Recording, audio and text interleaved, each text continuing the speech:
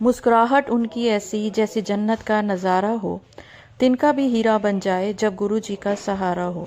गुरु जी की प्यारी संगत को जय गुरु जी। गुरु जी के चरणों में कोटि कोटि प्रणाम। संगत जी, आज मेरा दिल बहुत भारी है जब मैंने ये आंटी का सत्संग सुना।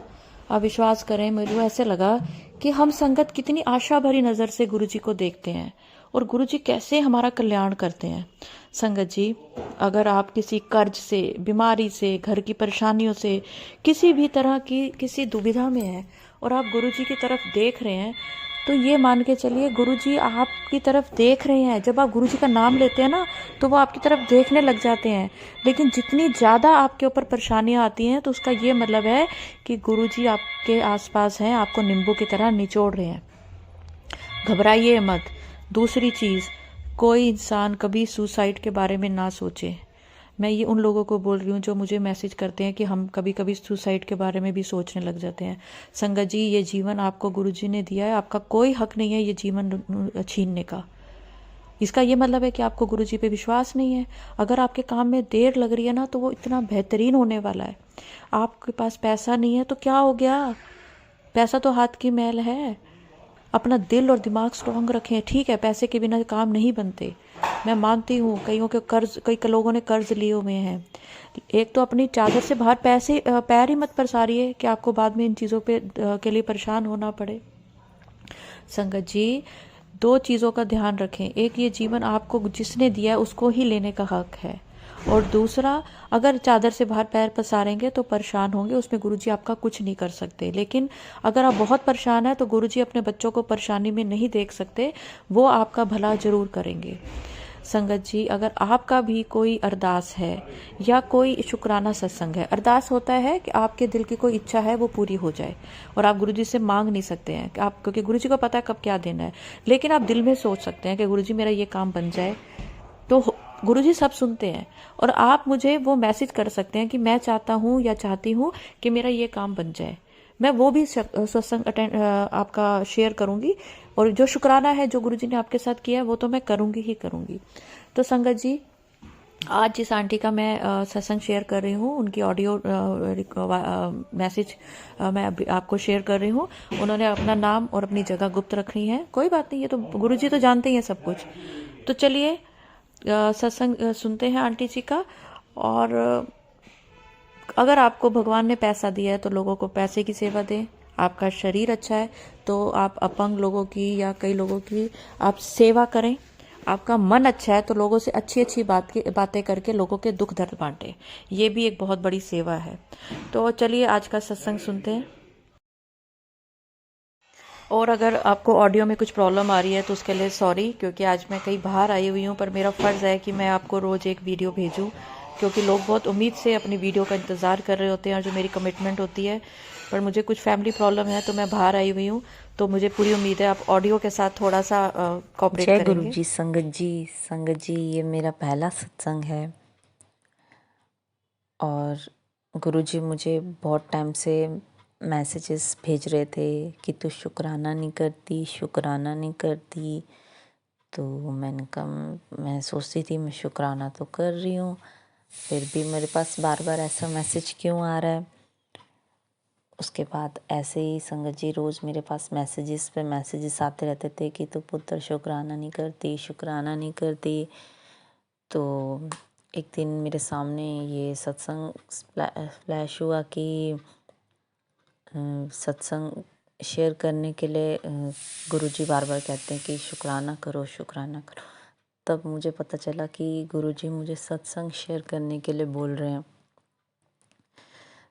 तो संगत जी, मुझे तब जाके पता चला। मैं सोच रही थी कैसे सत्संग शेयर करते हैं, कैसे करूं और क्या बोलूं। तो मुझे नहीं पता कि मैं क्या बोल रही हूँ। मुझसे जो गुरुजी बुलवा रहे हैं मैं वही बोलूँगी जैसा गुरुजी चाहते हैं। मुझे कुछ समझ नहीं आ रहा मैं क्या बोलूँ, कैसे बोलूँ। तो सब जो मुझसे गुरुजी बुलवाएंगे, अगर मुझसे कुछ गलत भूल जाए तो संगत जी, गुरुजी मुझे क्षमा कर दीजिएगा। और हमेशा जैसे गुरुजी कहते हैं कि अपना सत्संग शुरू से शेयर करो, तो मैं अपना सत्संग शुरू से शेयर करूँगी। मेरी जर्नी जैसे स्टार्ट हुई संगत जी मेरे जीवन में, मतलब क्या कहूँ कि एक जैसे बचपन से ही कुछ ऐसा था कि मतलब दुख ही दुख मेरी लाइफ में। उसके बाद शादी हुई तो शादी के बाद भी मेरे अंकल जी जो कि मेरे हस्बैंड जी, घर में वही लड़ाई झगड़ा, मतलब तब भी मुझे कोई सुख नहीं मिला। ऐसे करते करते लाइफ कट रही थी, ये तो नहीं कह सकते बहुत अच्छी कट रही थी, एक कट रही थी बस। तो एक दिन मेरे किसी रिलेटिव्स ने मुझे गुरुजी का स्वरूप दिया और कहा कि आप इसे घर में रखिए। संगत जी मैं इतनी परेशान थी अपनी लाइफ से कि मैं चाह रही थी कि मैं इस लाइफ से चली जाऊं, मतलब इस दुनिया से ही जाना चाहती थी। मतलब इतनी प्रॉब्लम्स थी मेरी लाइफ में। हालांकि कभी कभी तो ऐसा लगता था कि मैं कहाँ रहूं, ससुराल में रहूं या मायके में रहूं। संगत जी बहुत मेरी लाइफ में मैंने इतने दुख देखे कि बिल्कुल लाइफ से जो है मन उठ चुका था कि हाँ, लेकिन गुरुजी ने मुझे थाम लिया और आज इतनी शक्ति दी है कि मैं अपना सत्संग शेयर कर रही हूँ। गुरुजी के वैसे तो मेरे साथ डेली ही सत्संग होते हैं, डेली ही एक गुरुजी का मैजिक, जो मैं कहूँ, जो गुरुजी हमसे कैसे टेलीपैथी करते हैं, कैसे बातें करते हैं। तो संगत जी मेरे को किसी ने गुरुजी का स्वरूप दिया और मैंने अपने ससुराल में लगाया। लेकिन उस टाइम मुझे गुरुजी की महिमा का पता नहीं था, लेकिन फिर भी मैंने उनका,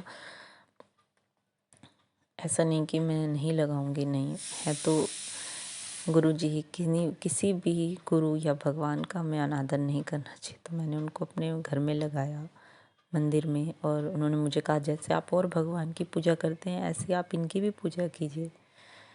तो मैं पूजा करने लगी। इसके बाद लाइफ में दुख कम नहीं हो रहे थे और बढ़ते ही जा रहे थे। इतनी ज़्यादा परेशान थी ना कि मेरा ये इच्छा करती थी कि मैं अब इस दुनिया में नहीं रहूं। लेकिन कहते हैं ना, इस धरती पर भगवान ने भेजा है तो हमें जो भी हमारे बुरे कर्म हैं उनको काट लेना चाहिए। भगवान ने मेरा बचपन से बहुत साथ दिया है। मेरी बेटी भी है, 10 साल की मेरी बेटी है। और संगत जी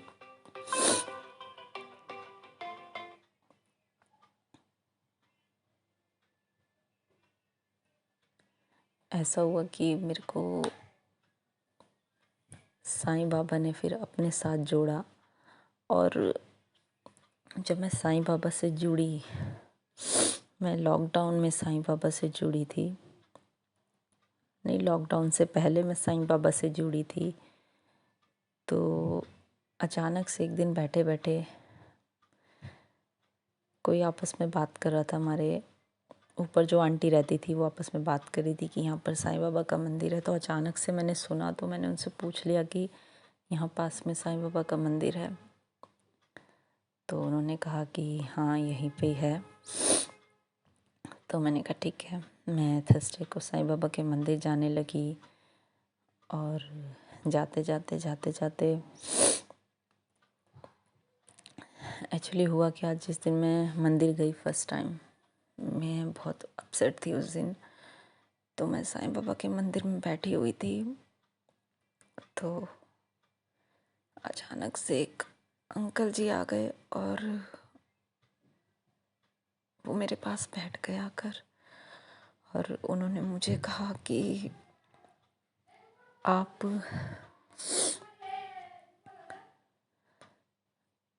ऐसे करके बैठो और साईं बाबा का नाम लो। उन्होंने मुझे एक पोजीशन बताई कि ऐसे करके बैठो।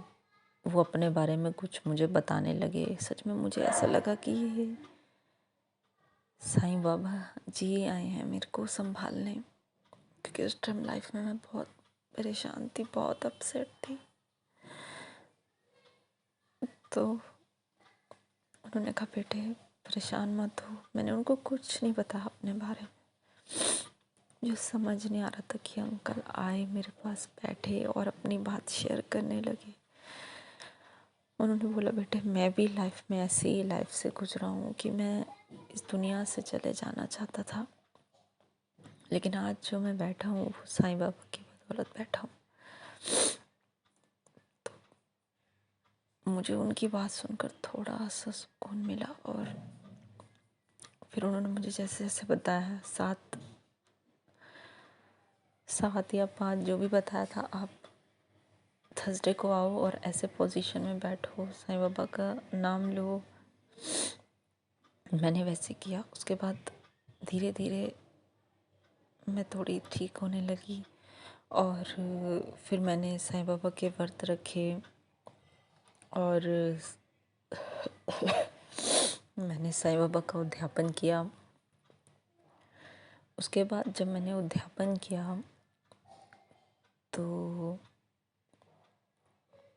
उद्यापन करने के बाद मैं अमृत वेला करने लगी। मुझे किसी ने बताया नहीं कैसे मैं अमृत वेला करने लगी, मुझे नहीं पता।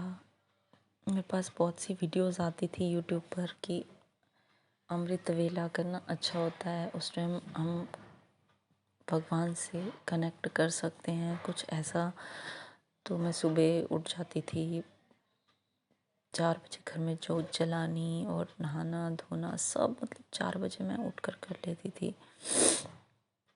मुझे नहीं पता कैसे ये सब मुझसे गुरुजी ने करवाया।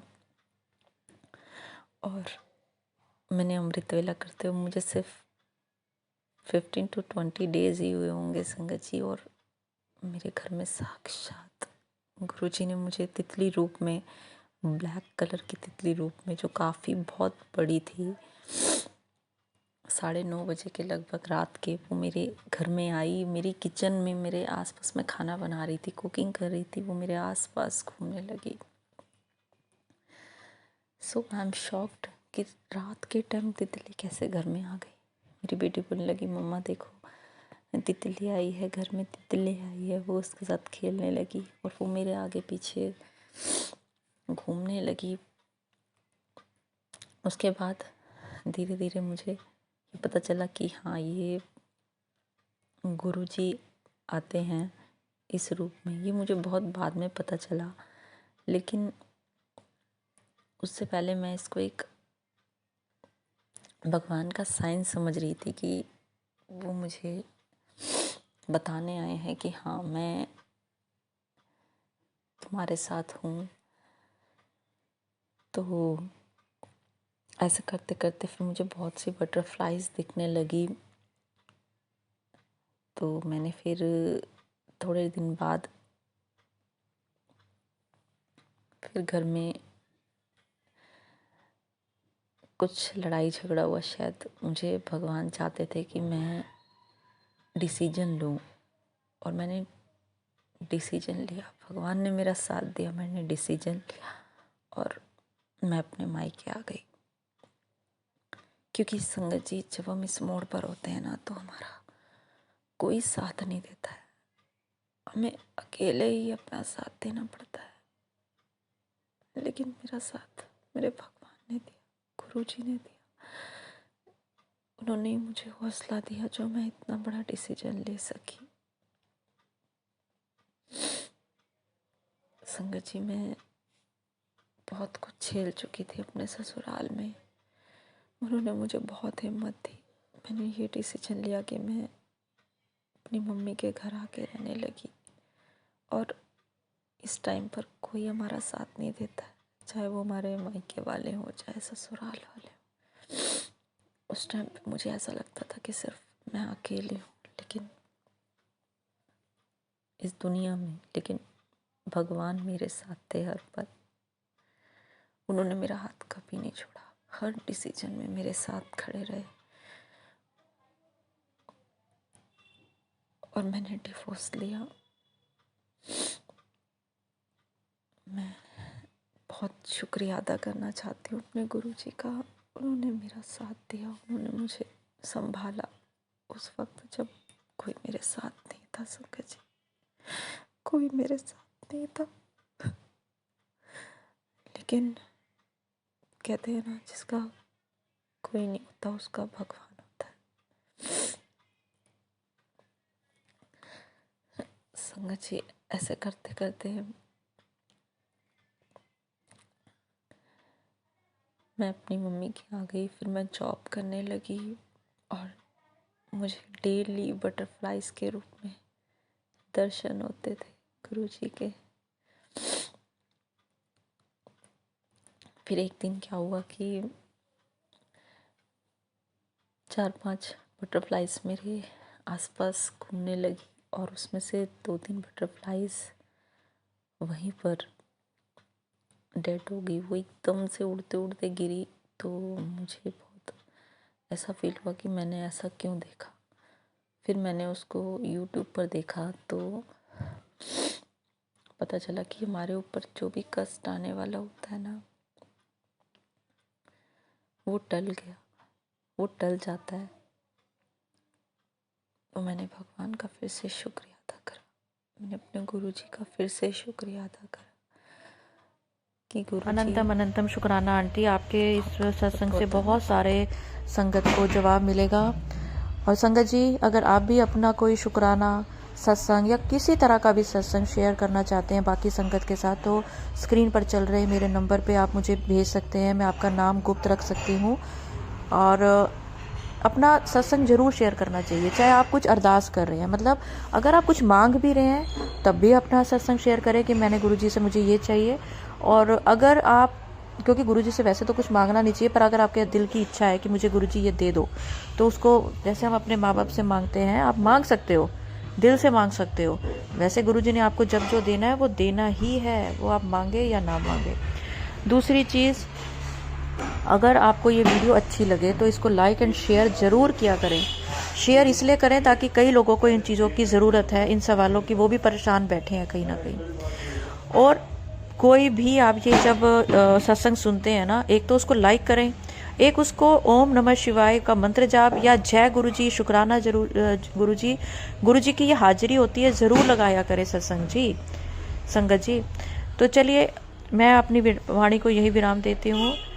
अगर इस सत्संग में कोई भूल चूक हो गई हो, मुझे बोलने में कोई भूल चूक हो गई हो, तो मुझे माफ़ करें गुरुजी। और सत्संग जी, अगर आपने अभी तक मेरा चैनल सब्सक्राइब नहीं किया तो प्लीज़ करें, प्लीज़ करें।